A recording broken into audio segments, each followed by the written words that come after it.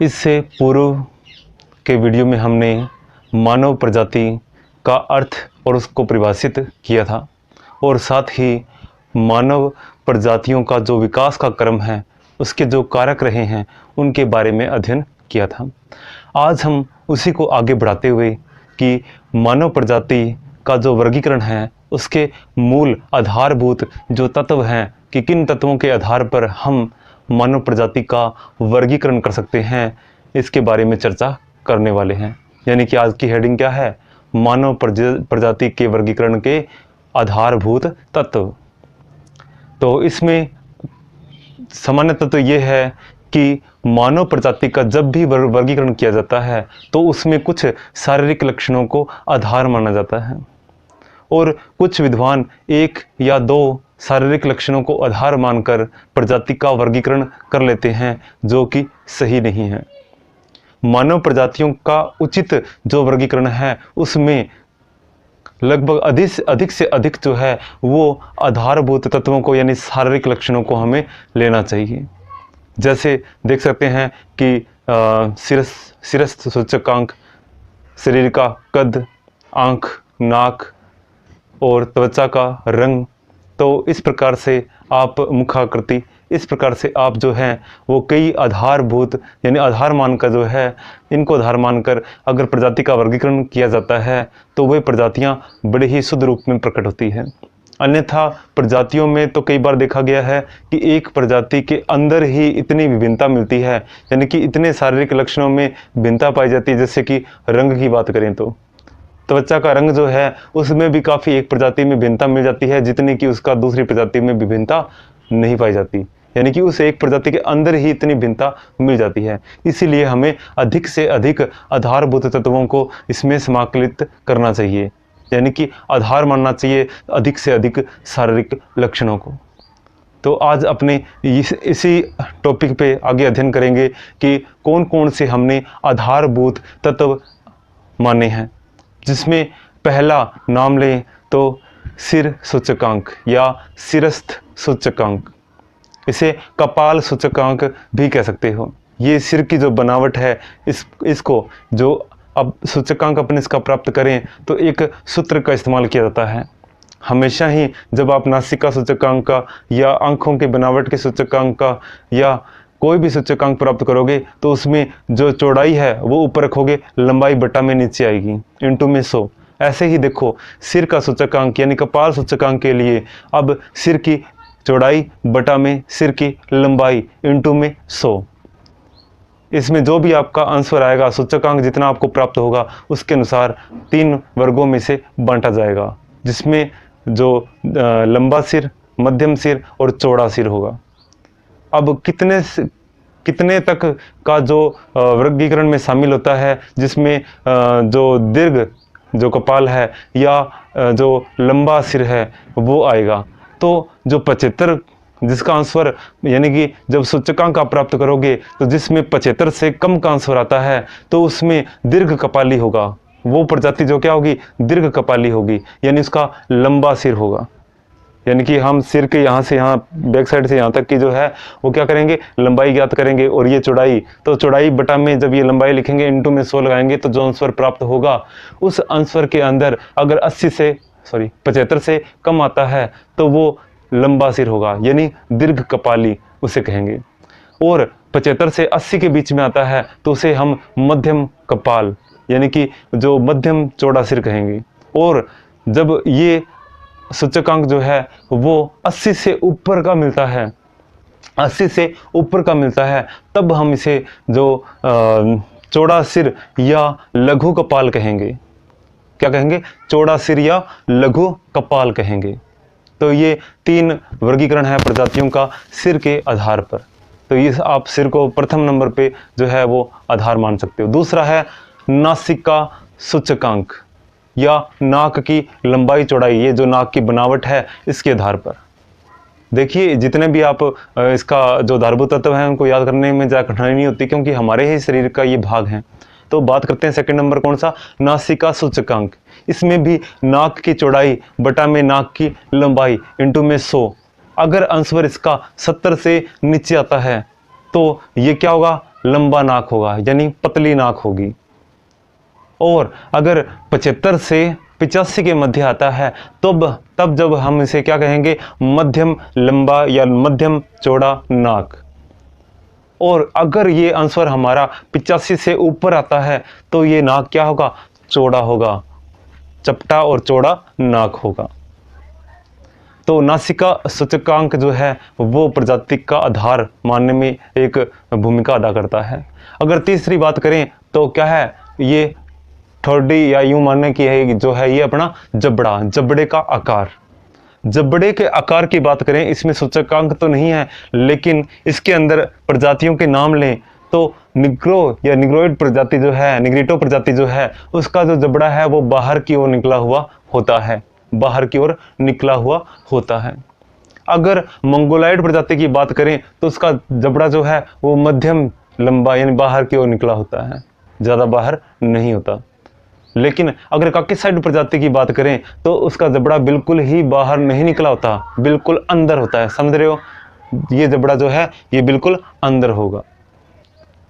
तो ये 3 आधार हैं प्रजाति, यानी कि अभी तक 3 ही आधार हुए हैं, और तीसरा जो कौन सा था, जबड़े की जो चौड़ाई है या बनावट है, तो इसको भी आधार माना गया है।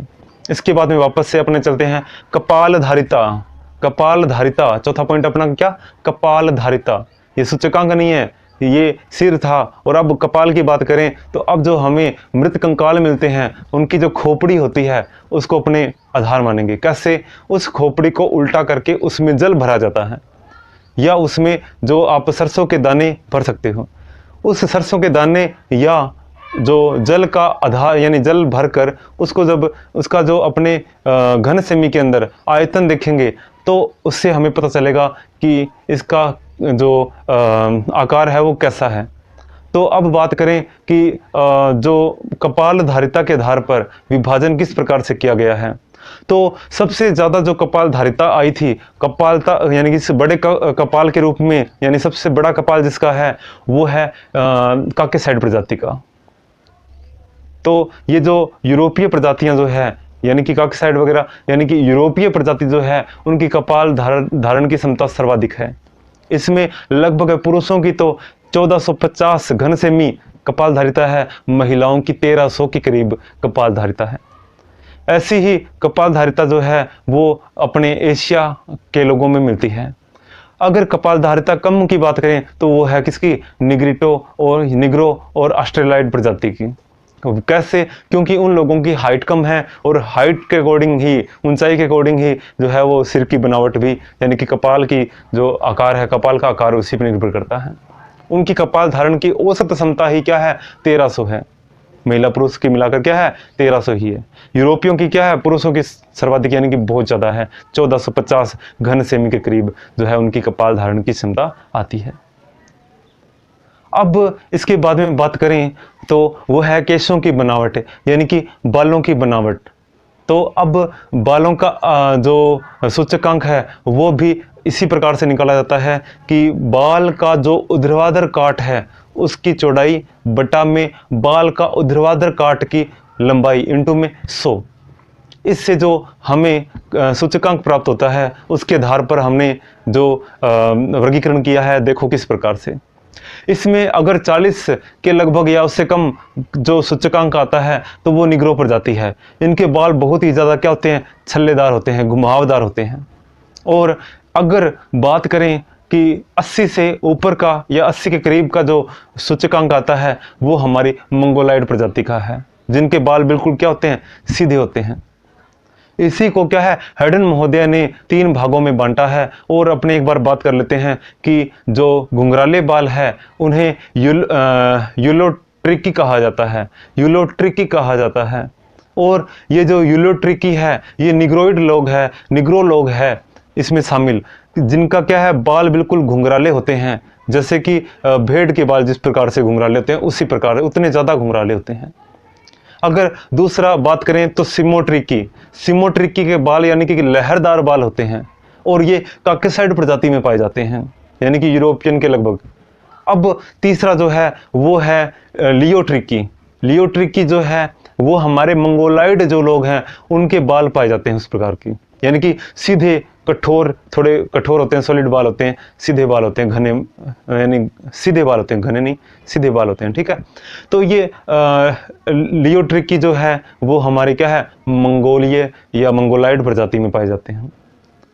अब बालों के बाद बात करें तो शरीर की लंबाई की, मनुष्य का जो कद है ये जो दूर से ही दिखाई दे जाता है तो उसको भी क्या है, विभाजन का आधार माना गया है।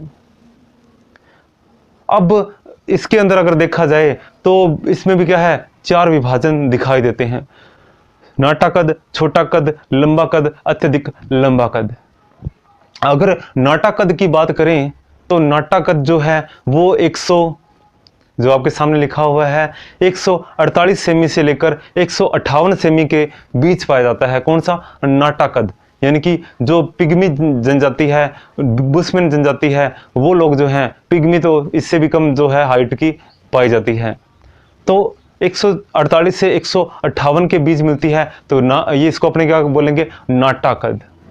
अगर 159 यानी 159 से लेकर 168 तक अगर किसी की हाइट पाई जाती है, किसी प्रजाति की हाइट पाई जाती है, तो उस हाइट को अपने बोलेंगे छोटा कद। पहले क्या था, नाटा कद, अब छोटा कद। तो ये छोटा कद कितना है, 159 से लेकर 168 तक।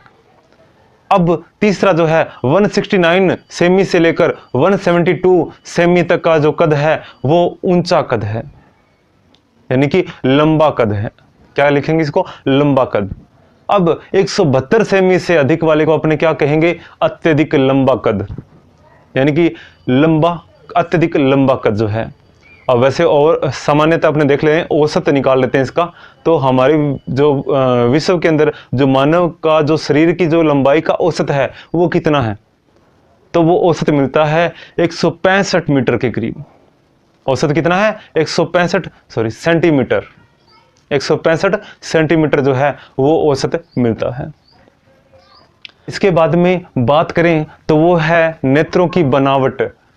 इसे हम जो है आंखों का ये जो गोलक छिद्र है अंदर का, इस गोलक छिद्र के आधार पर जो है इसका सूचकांक प्राप्त किया जाता है। सूचकांक तो आप लिख ही सकते हो कि गोलक की चौड़ाई बटा में गोलक की लंबाई इंटू में 100।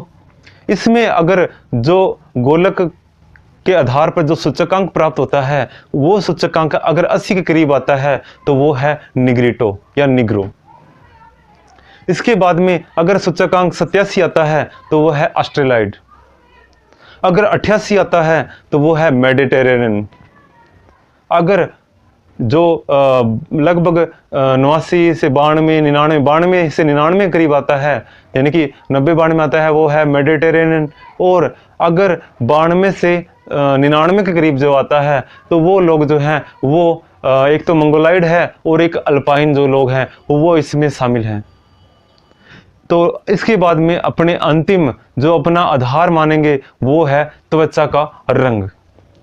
त्वचा का जो रंग है सामान्यतः इस रंग का अगर अपने देखें तो कहीं पर भी मात्रा के आधार पर अपने इसको डिफाइन नहीं कर सकते, परिभाषित नहीं कर सकते, क्योंकि रंग की जो है वो रंग जो है वो उसको डिफाइन नहीं कर सकते कि ये मात्रा कितनी है, इसकी मात्रा कितनी है।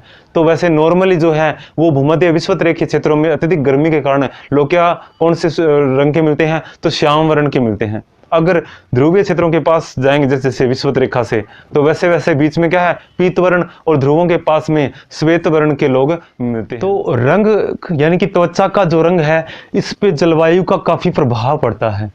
अगर इसमें देखें तो निग्रो लोगों का जो रंग है वो काला और चॉकलेटी के बीच पाया जाता है। निग्रो लोगों के रंग की बात करें, कौन सा, काला से लेकर क्या है चॉकलेटी रंग मिलता है। अगर ऑस्ट्रेलाइड प्रजाति की बात करें तो जैतूनी से लेकर क्या है भूरा रंग मिलता है, यानी कि जैतूनी और भूरे के बीच में रंग मिलता है। अगर इसके बाद में मेडिटेरेनियन जो प्रजाति है उसकी बात करें तो वहाँ जो है वो रंग लगभग भूरा, और मतलब ये जो है ये श्वेत के करीब यानी कि गौर रंग के जो है वो लोग मिलते हैं। मंगोलाइड की बात करें तो यहाँ पीत वर्ण से लेकर गौर वर्ण मिलता है। तो ध्रुवों के पास में जो प्रजातियां हैं उनका रंग बिल्कुल ही क्या है श्वेत पाया जाता है।